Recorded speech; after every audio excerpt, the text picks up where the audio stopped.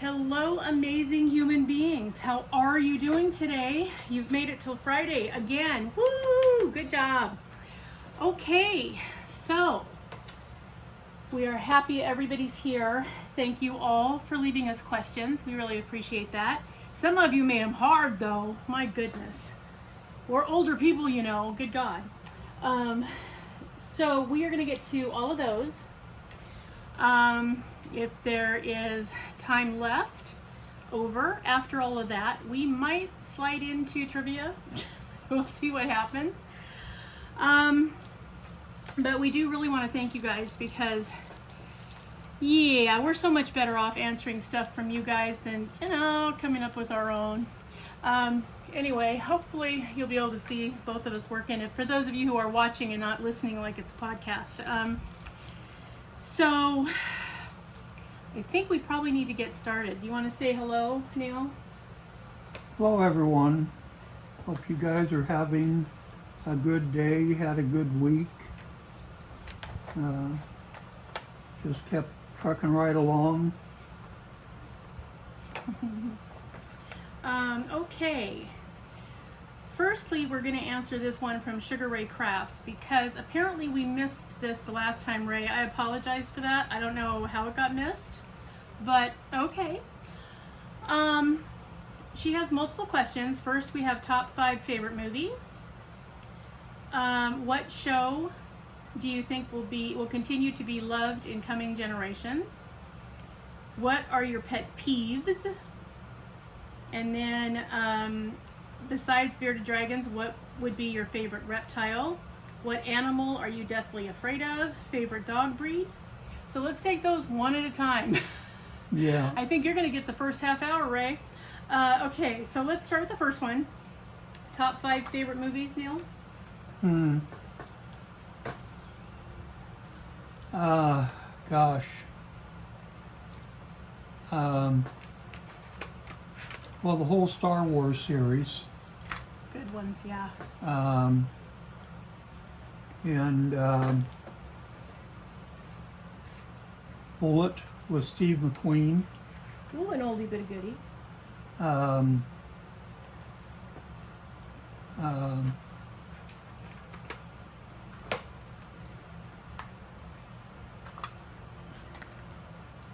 The Good, the Bad, and the Ugly. I knew that one was coming in. Neil's a big Clint Eastwood fan, for those of you that are not aware. I am.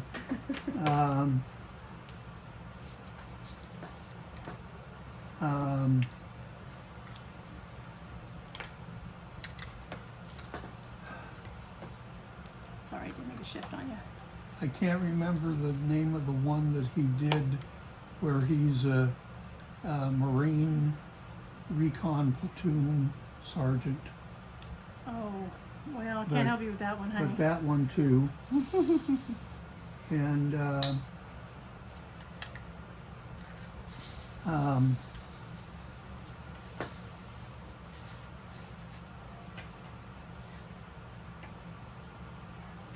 A Quiet Place, Another excellent one. 1 and 2.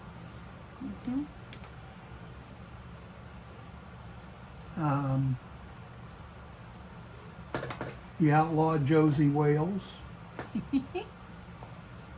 I think did you get to 5 already? That seems like a lot. Yeah, I think I'm at 5. Okay. I think those were good selections.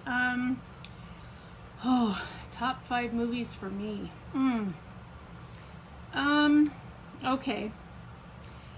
Well, for the longest time, and probably until the Lord of the Rings trilogy came up, which is one of my all-time favorites. You know, me and my fantasy characters. Yeah, those two. Yes, that trilogy is definitely a top of the line. Until then, though, my favorite is a very old science fiction movie called Logan's Run. If you haven't seen it, you should. I always find it fascinating when movies that were made in the early 60s are covering topics that we're still dealing with now. I just think it's fascinating because who knew, right?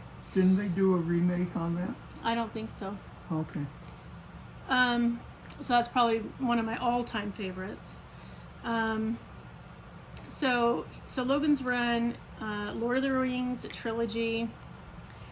There was a made-for-TV movie that I really liked that dealt with domestic violence and the people around the people that are experiencing it, who, you know, are also dealing with it, even if it's not directly them, because, you know, somebody they love is involved in it, called Reviving Ophelia. Really just good movie. I wish I knew who the director was and the name of the stars, because it's very, very good. If you haven't seen it, you should. God knows it's probably on Lifetime by now, but anyway. So that's another really excellent one. I will forever love Children of a Lesser God. I love Marlee Matlin. I love William Hurt. It's to me, it's one of my all-time favorite movies. It happened to be going on too at a time when I was taking sign language courses, so I really enjoyed it. Yeah, that's one of my all-time faves. Also, oh, there's so many, it's hard to narrow it down. I think I would have to say Stripes. I love that one, and I'm not a huge military person. Notice how Neil didn't say it, but I love Bill Murray. I loved Harold Ramos. I love John Candy. I mean, there's just so many great actors. It had to be a good movie. Oh, I just thought of another one since you brought up John Candy, and that's Uncle Buck. Oh yeah, that's a good one too. Yeah, I miss him. He was a great actor. And I think probably for my fifth one, I would have to say The Fisher King. Again, I love Robin Williams practically in anything he did. I loved Robin Williams. But, I mean, his portrayal of, you know, a radio DJ whose mind cracked because of a traumatic event, just so amazingly good. So, I think that's 5. And then, I mean, there are some that I just love that every time they come on, every year I watch them. I mean, It's a Wonderful Life, never gets old. And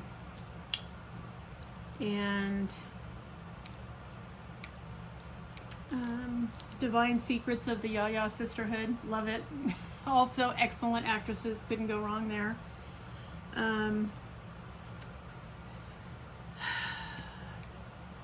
Witness with Cher, excellent movie.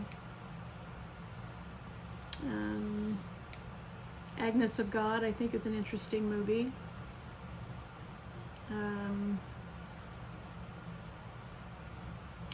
And The Last Witch Hunter, always watch it. Every time it's on, I watch it. It's a default also. And then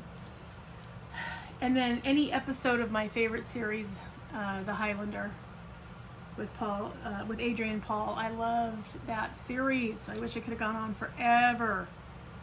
For those of you that don't know, it's a series about immortals who have to navigate, you know, different eras, different centuries, have to learn, you know, not only what they knew and what was appropriate when they were around, but also what becomes the norm as they go along. But what I find really interesting about that particular series is I thought that the age-old question that we face and we look at as human beings is what makes life sacred. If you knew that you would never die, would the same things that matter to you now still matter to you? Or do those things matter to you because you know you're here for a finite period of time? In other words, how would it change your outlook, your behavior, your thought processes, if you knew that, yeah, you're never going to die, you're going to be here forever, hundreds and hundreds of years, even when the people around you pass away, you're still going to be here?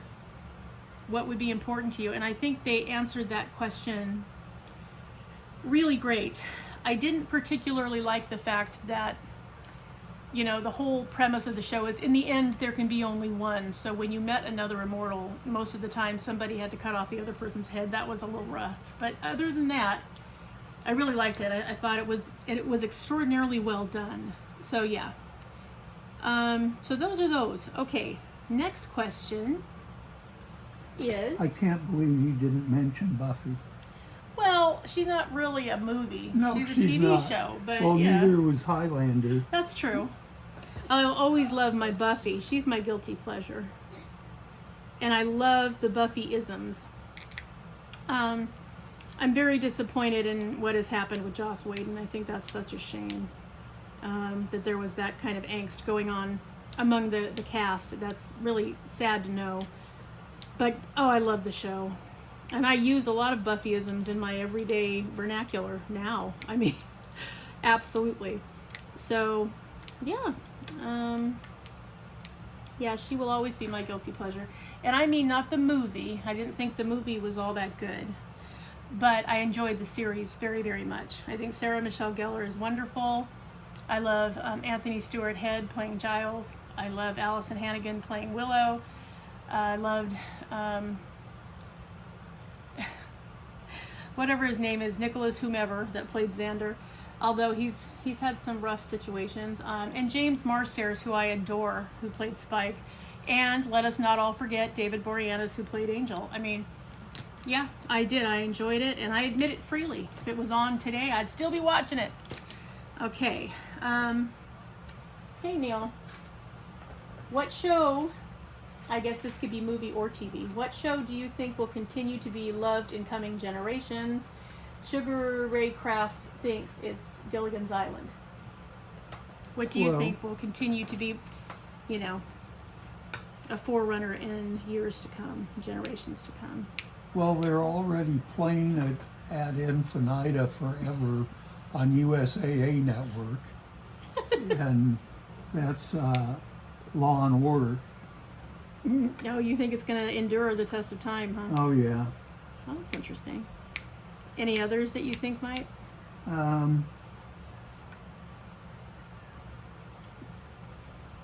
Well, another one that has stuck in, you know, if you go through the networks to the old-time TV programs, you'll find the Twilight Zone marathons now and then. And, you know, I guess a couple of weeks ago, I tried watching one of the really old ones that was in black and white. And it wasn't, the plot wasn't, you know, the quality that you have today. But the concept of all this supernatural stuff has always been there. And, you know, when they redid the series in the late 60s and made the show an hour, they were much better. And when they went to colorized, too. Yes. Yeah. So you think that one's going to endure, huh? I think so. Okay. It has already. And oh God, let's not forget Gunsmoke. Oh, let's Oh, my forget God. Gunsmoke. Jesus.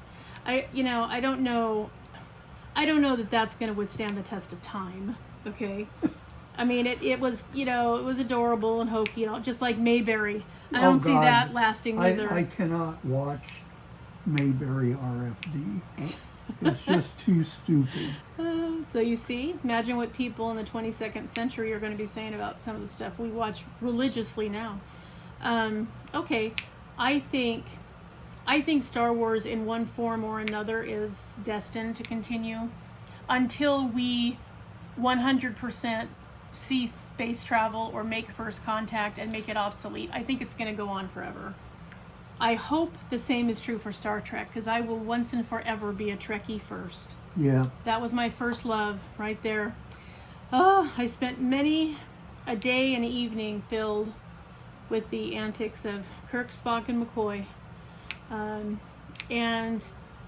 And I think, you know, they've asked the question so many times, you know, what is it still doing here? It's 50 years old already, and why is it still being watched by generations today? And I think the question was answered, it was answered like this, and I think there's a lot to that. The answer for the people that were involved in it said, you know, it's because it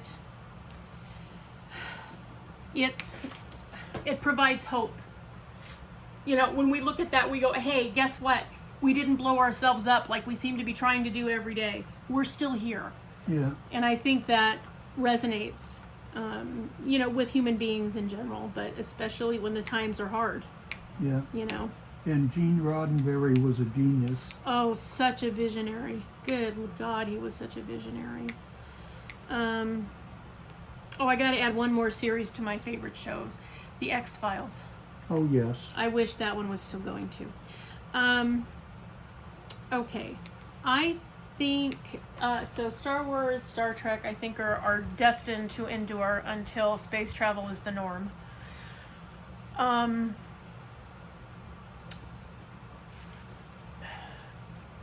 I really think, I mean, this is hokey, but I really do think that there will always be room for the Brady Bunch. I do. I think we are going to forever have blended families. Yeah. And I think people can identify with a lot of the situations going on, and how to have a blended family, and whose side are you on, and, you know, whose kid is the problem, or is it our kid? I just see it, you know. And they were lucky enough to have a housekeeper. My God, I wish I could have said that. But I think that since we're going to always be in that situation where there's always blended families, and families that are now formed in so many different ways, I just think that you will forever hear preschoolers at school going, here's the story of a man named Brady. I just think it has to.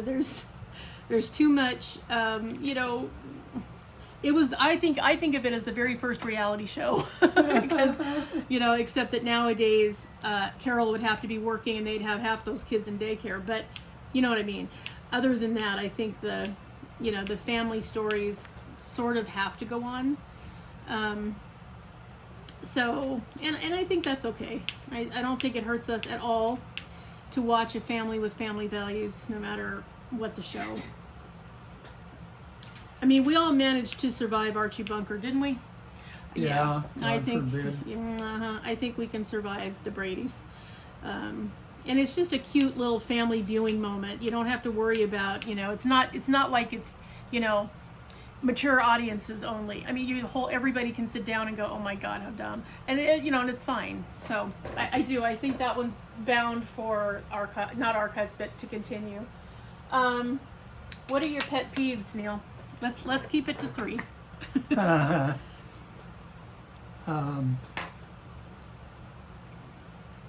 People that disrespect and use other people. That's a big one. I, you know, saw so much of that in my life.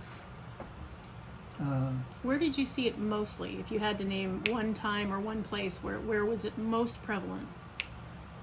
Young soldiers, Yeah. yeah, trying to play, you know, one-upmanship before they realized they were supposed to be working together and not harassing, you know, basically people of their same rank or lower rank for their own gratification, you know, because they called that having fun. Yeah. It's not fun. Well, and I think there's a lot of that in general. I think, I don't know what has happened to Americans, but we used to all understand that we were on the same team. Yeah. And now we're not. And I think that's a very sad state of affairs that we've ended up here. But yeah, I mean, you see more taking advantage of people now than you ever have before. And we're supposed to be getting more sophisticated, not less. Yeah. And we're getting more barbaric, and that I don't think is going to bode well for us in the future or in the present. And it certainly didn't in the past. I mean, the one thing that we did, I mean, I was thinking about this the other day when I was watching the protests and everybody beating everyone else up and just all this stuff. And I thought to myself, I remember when 9/11 happened. And that's only been 23 years ago. Yeah. And all of a sudden, everybody was American first. Yeah. Everybody flew a flag. Everybody had a red, white, and blue banner. Everybody, every house on every street was decorated because our country was assaulted. Yeah. And nowadays, I mean, you can't get two Americans even to look eye to eye and say good morning. I mean, it's awful. So yeah, I do. I think that dog eat dog thing is not good for anybody. Yeah. Well, you know, right after, like a day or two after 9/11, we went to I guess you'd call it a rally at the county government center. Yes, we did. And there had to have been 80, 100 people there at least. Yeah. Oh, easily. And there was this young guy there, probably somewhere between 17 and 19. And he was, gung-ho patriotic, which was good. And, there were several veterans there. Several people thanked you for your service. Yeah.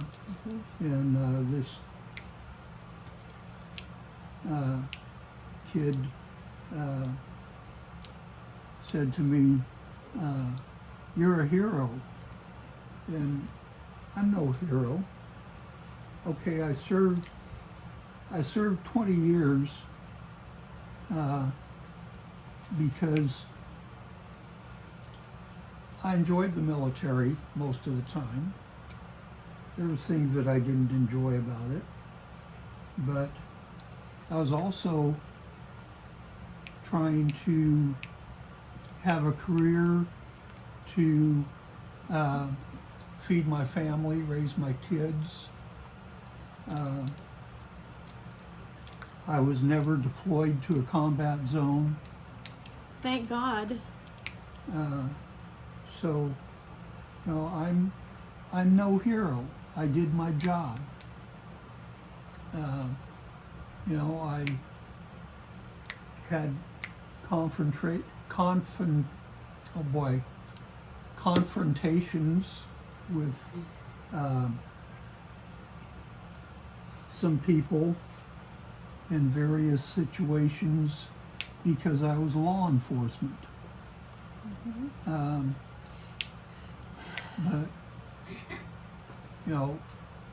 okay, my life was at risk to a certain extent, but not to the extent where my life was constantly in danger. I don't know. I remember you telling me stories about some of the prisoners and one of them deliberately breaking a guard's ankle by standing on it or stomping on it. Well, yeah. Yeah. I mean, you're dealing with prisoners, so. And really, you're a hero twice. Once because you voluntarily enlisted in the military at a time when most people had to be drafted or they went nowhere near it. Sometimes they were drafted and they still went nowhere near it. Okay? That's true. And so you went and, you made sure that our military was safe because you were in charge of overseeing the ones in our military that were not good for us and had to go, serve some time. So, and being law enforcement is hard. I don't care where you are, it's hard. So, yeah. I think you're a hero twice. That's just my opinion. You thank guys you. can let us know your opinion, but that's my opinion. And I know if they had said, Neil, we need you to go over to the jungles of Vietnam and sit up all night with an M16, and if you see the Viet Cong, we need you to take a shot while we all go sleep. You would have gone, yes, sir, saluted and done exactly what they asked. Wouldn't you? Yeah. Yeah. So there Uh, you go. Now, if I had gone to Vietnam, the odds would be extremely likely that I would have been assigned to what was called LBJ, which was Long Binh Jail. It was the only confinement facility in Vietnam, and it was rough. I'd talked to guys and been friends with guys that worked there, and you never walked the compound alone.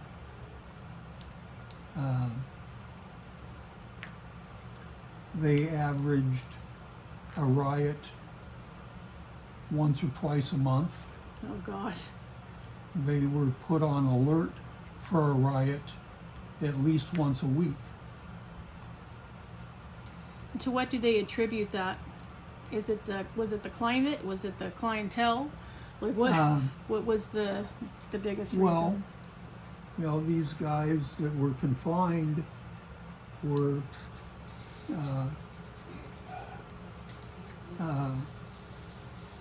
sentenced or waiting to be sentenced or court-martialed for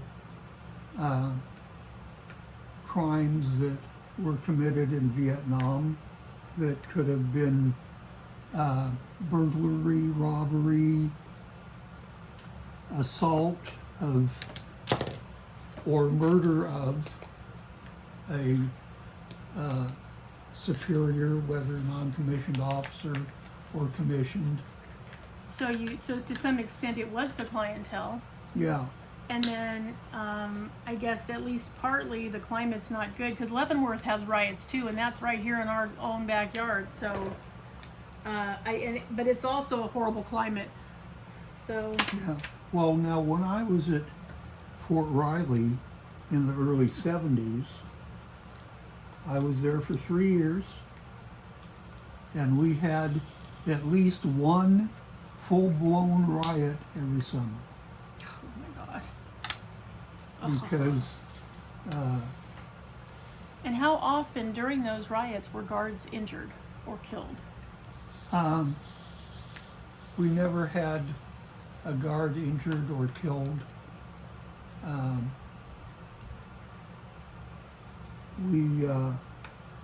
Before we went down to deal with the situation, we made sure we had enough force to deal with the problem, which usually meant we had 150, 200 military police ready to go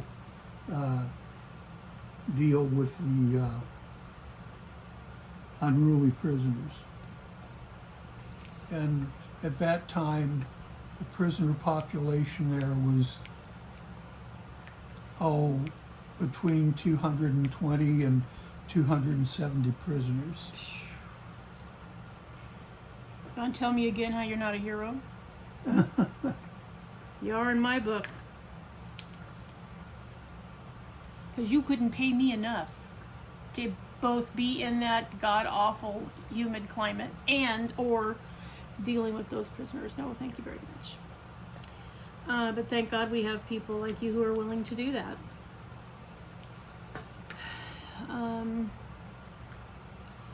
Do you have other pet peeves?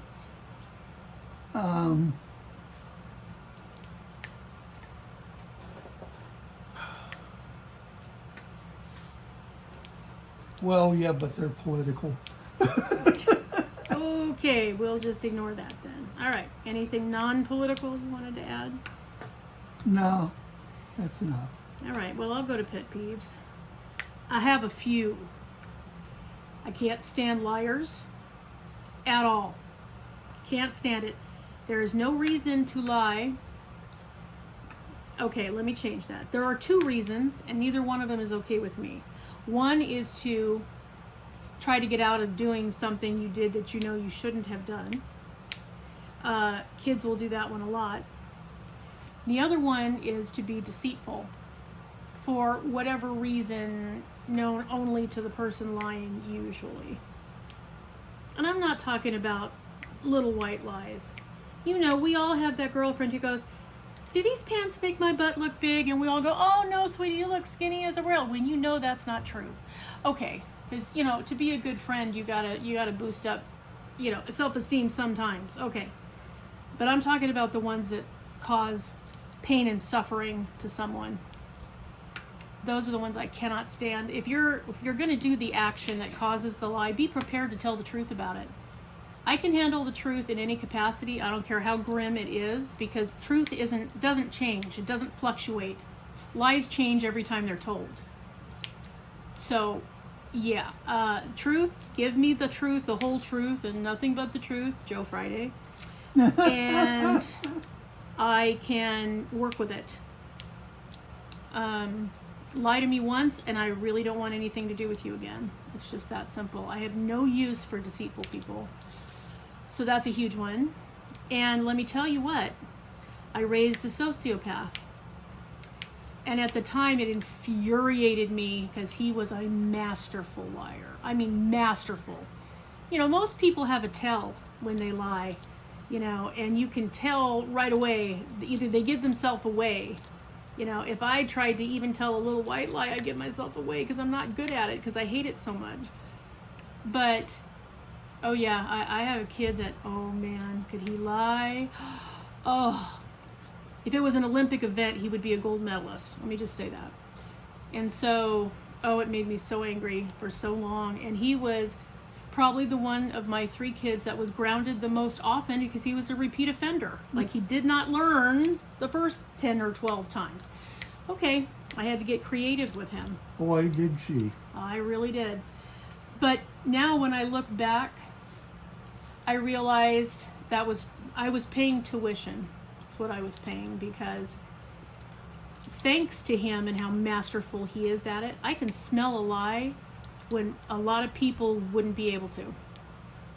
I absolutely know. You can sound totally convincing, and if you're lying to me, I can tell because I've had practice.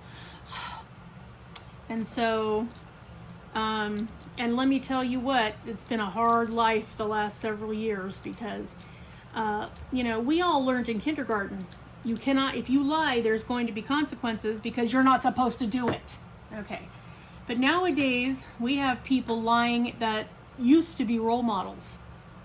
People in government, people in entertainment, people in the workforce. I mean, we got people lying more than they're telling the truth, and it makes my head spin on a regular basis. So, there's that.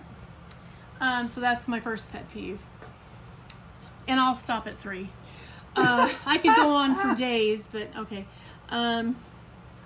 My next biggest pet peeve, I cannot stand people that are cruel to animals or children. 100% cannot stand it. Period. End of discussion.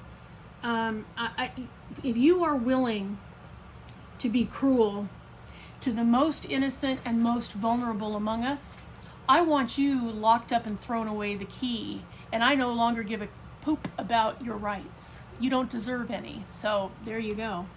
We, all of us, it is our job to make sure that children and animals have a voice and are well taken care of, because they're here at our say-so, our laziness, our request, whatever it is.